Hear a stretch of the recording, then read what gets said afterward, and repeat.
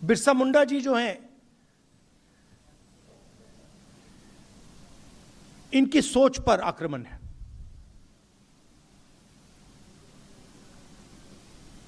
किसी ने कहा कि हम कॉन्स्टिट्यूशन की लड़ाई लड़ रहे हैं। ये देखिए, ये कॉन्स्टिट्यूशन।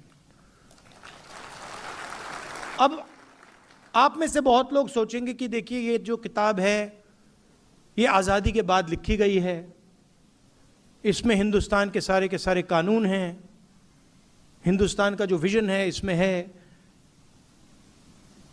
हिंदुस्तान के हर नागरिक को एक वोट ये देता है। मगर ये नई किताब नहीं है।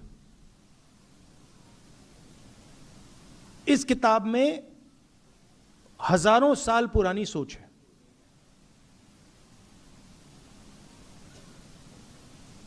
बीजेपी के लोग, मोदी जी बिरसा मुंडा जी की मूर्ति के सामने हाथ जोड़ते हैं, अंबेडकर जी की मूर्ति के सामने हाथ जोड़ते हैं, फूले जी के मूर्ति के सामने हाथ जोड़ते हैं, गांधी जी की मूर्ति के सामने हाथ जोड़ते हैं। मगर जो बिरसा मुंडा जी ने कहा था, जिस चीज के लिए वो मरे, उसकी रक्षा नहीं करते। तो इस किताब में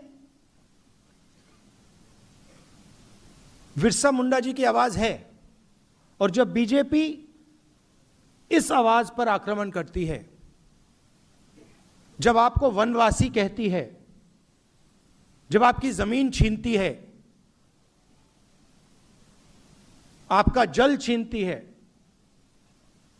आपका जंगल अदानी को देती है, तो सिर्फ संविधान पर आक्रमण नहीं कर रहे हैं, वो बिरसा मुंडा जी पर आक्रमण कर रहे हैं।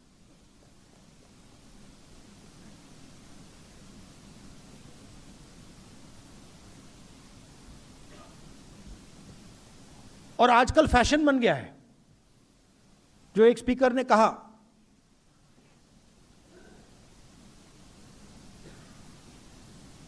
देश में जमीन किसकी जाती है?